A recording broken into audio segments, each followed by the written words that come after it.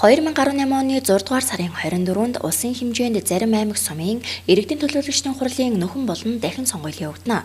Үүнд 11 аймаг 29 сумын 43 хэсэгт санал авах байр байгуулагджээ. Тэгвэл Ховд аймгийн хэмжээнд 5 суманд нөхөн, 1 суманд дахин сонгуул явагдах юм. Иймээс Ховд аймагт явагдах дахин болон нөхөн сонгуулийн талаар аймгийн сонгуулийн хорооны дарга Батбаяраас дараах мэдээллийг авлаа. За тэгэхээр аймаг нийс сум дөргийн иргэдийн төлөөлөгчдийн хурлын 2018 онд явагдах дахин болон нөхөн сонгуулийн ажиллагаа бол бэлтгэл ажил бүрэндэхүүн хангагдаад байна. Энэ удаа бид нус 6 сумн дээр 8 хэсгийн санал хураалтыг болно. Энд нийт өнөөдрийн байдлаар 15 хүн бол нэр дэвшээд байна.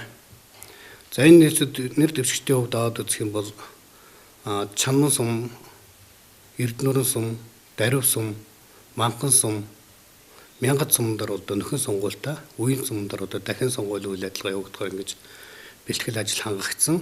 За мөн одоо сонгуул явуулах бүхий процесс манайханда санал авах төхөөрөмжөөр одоо явагдана. Үүнд дагсан одоо процессын бүх үйл ажиллагаанууд одоо мөн иргэдийн сонгуулийн адил нэгэн адил одоо явагдах учраас манай иргэд бол одоо сонгуулийн үйл ажиллагаанд бол бүрэн оролцох одоо ийм шаардлагатай байгаамаа.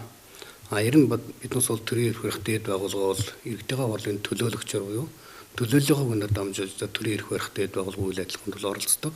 Тийм учраас энэ төлөөллийн үйл ажиллагааг биднээс зохион байгуулахдаа бол тухайн байгуулж байгаа сум хэсгүүд төр бол зохион байгуулалтууд нэлээд анхаарж байгаа зүйлүүд бол байгаа.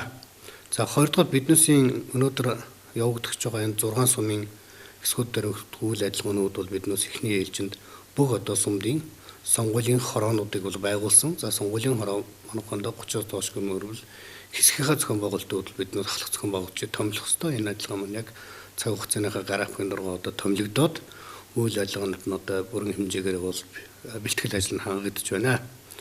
За мэдээж сонгуулийн үйл ажиллагаа явуулахдаа уйлдсан тухайн нэр дэвшигчийн талаар одоо сонгуулийн үйл ажиллагаанд одоо мэдээ сонгуулийн сурчлагыг эхлэх, за түүний үйл ажиллагаатай уйлдсан одоо тодорхой арга хэмжээүүдийг намайд нь зохион байгуулалтууд дэмжиж одоо зохион байгуулах ийм юмнуудыг бол одоо бас манай сумдууд тэр манай намууд бол өөрсдөө зохион байгуулж хийж байна.